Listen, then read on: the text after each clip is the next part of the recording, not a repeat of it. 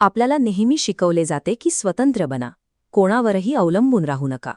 पण संपूर्ण स्वातंत्र्य अनेकदा तुम्हाला एकटे पाडते आणि दबावाखाली तुम्ही सहज तुटून पडू शकता. इटलीतील सिएन्ना शहराचे उदाहरण घ्या. जेव्हा या शहरावर परकीय आक्रमण झाले तेव्हा एका शूर भाडोत्री सैनिकाने शहराचे रक्षण केले आणि सर्वांना विनाशापासून वाचवले. त्याने आपले काम चोख बजावले, पण हीच त्याची सर्वात मोठी चूक ठरली.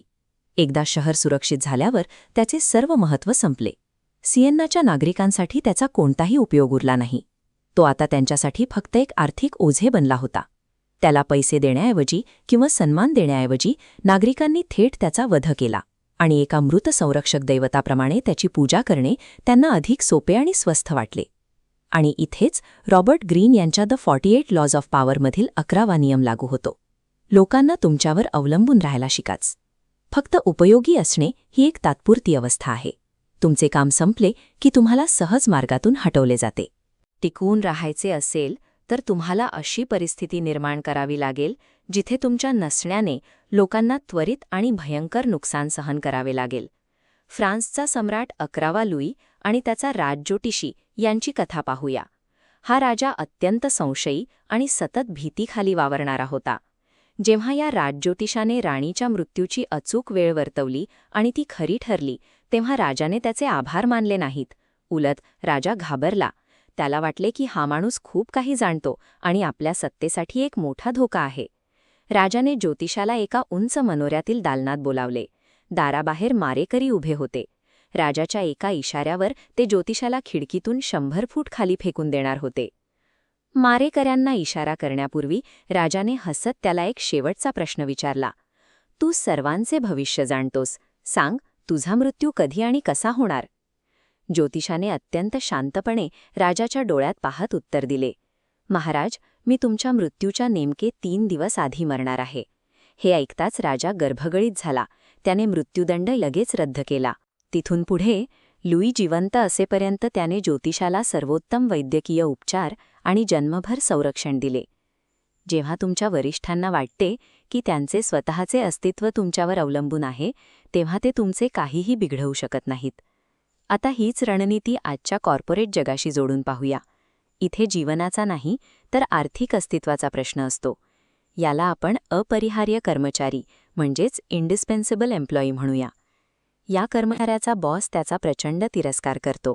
त्यांच्यात सतत वाद होतात आणि बॉसला फक्त आपला दबदबा दाखवण्यासाठी त्याला कोणत्याही परिस्थितीत नोकरीवरून काढायचे असते. हा ॲनिमेटेड डायग्राम कंपनीची कार्यप्रणाली दर्शवतो. मध्यभागी असलेला हा नोड तो कर्मचारी आहे ज्याने सर्वात महत्त्वाच्या सॉफ्टवेअरवर पूर्ण ताबा मिळवला आहे. जर बॉसने हा नोड काढला तर सिस्टम क्रॅश होते. तळाचा भाग लाल होऊन कोसळतो, डेटा लॉक होतो आणि कंपनीचे लाखो रुपयांचे नुकसान होते. बॉस आता पूर्णपणे हतबल झाला आहे. त्याचा वैयक्तिक राग आता काहीही कामाचा नाही. आर्थिक धोक्यामुळे त्याला या कर्मचाऱ्याला नोकरीवर ठेवणे आणि त्याचे ऐकणे भागच आहे.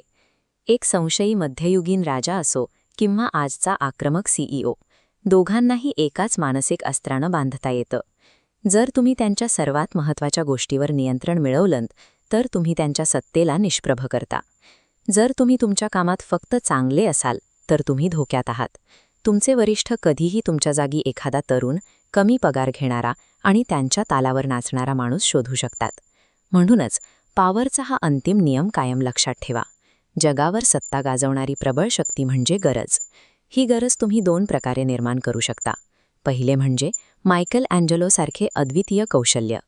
जेव्हा त्याचे पोपशी मतभेद झाले आणि त्याने रोम सोडले तेव्हा पोपने त्याला शोधून परत येण्याची विनंती केली, कारण त्याच्यासारखा दुसरा प्रतिभावान कलाकार जगात नव्हता. दुसरे उदाहरण म्हणजे ओटो फॉन बिस्मार्क. त्याच्याकडे कोणतीही कला नव्हती, पण त्याने एका कमकुवत राजाशी अशी युती केली आणि राजकारणाची सर्व सूत्रे अशी हातात घेतली की राजाला बिस्मार्कशिवाय राज्य चालवणेच अशक्य झाले. तुमच्या आजूबाजूला नजर टाका. ऑफिसमधील एखादे कठीण काम, एखादा अत्यंत महत्त्वाचा क्लायंट किंवा तांत्रिक त्रुटी शोधा. तिथे स्वतःला स्थापित करा आणि त्या गोष्टीचे ज्ञान इतरांपर्यंत पोचू देऊ नका. सिस्टीमपासून स्वतंत्र होण्याच्या पोकळ कल्पना सोडून द्या. त्याऐवजी तुमच्या वरिष्ठांच्या यशाच्या पायात स्वतःला इतके घट्ट विणून घ्या की तुम्हाला बाजूला काढण्याचा प्रयत्न केल्यास त्यांचे संपूर्ण साम्राज्यच कोसळून पडेल.